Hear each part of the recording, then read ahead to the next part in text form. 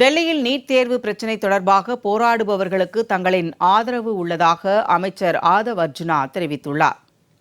செங்கல்பட்டு மாவட்டம் பொத்தேரியில் உள்ள தனியார் பல்கலைக்கழக விளையாட்டு விடுதியை பொதுப்பணித்துறை மற்றும் விளையாட்டு மேம்பாட்டுத்துறை அமைச்சர் ஆதவ் அர்ஜுனா திறந்து வைத்தார்.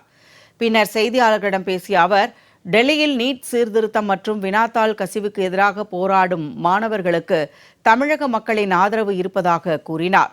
நீட் தேர்வால் அனிதா முதல் பல உயிர்களை தமிழ்நாடு இழந்துள்ளதால் நீட்டை ஒட்டுமொத்தமாக ரத்து செய்வதே தமிழகத்தின் ஒரே இலக்கு என்றும், வெறும் அரசியலுக்காக பேசாமல் கிராமப்புற மாணவர்களின் நலனுக்காக உறுதியாக எதிர்ப்பதாகவும் கூறினார்.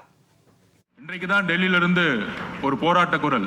ஆனால் தங்கை அனிதாவிலிருந்து எண்ணற்ற சகோதர சகோதரிகள் தமிழ்நாடு இழந்திருக்கு.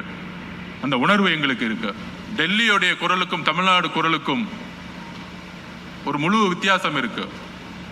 நம்மளுடைய தமிழகத்துடைய குரல், எங்கள் முதலமைச்சருடைய குரல், தமிழக வெற்றி கழகத்தினுடைய குரல், தமிழ்நாட்டு மக்களுடைய குரல், தமிழக இளைஞர்களுடைய குரல் ஒட்டுமொத்தமாக நீட்டை அபாலிஷ் பண்ணணும், நீட்டை நீக்கணும், பேன் செய்யணும். இதற்கான குரல் அரசியல் ரீதியாகவும் சரி, மற்ற வழிகளிலும் சரி, நாங்கள் எப்பொழுதும் உறுதியாக இருக்கிறோம்.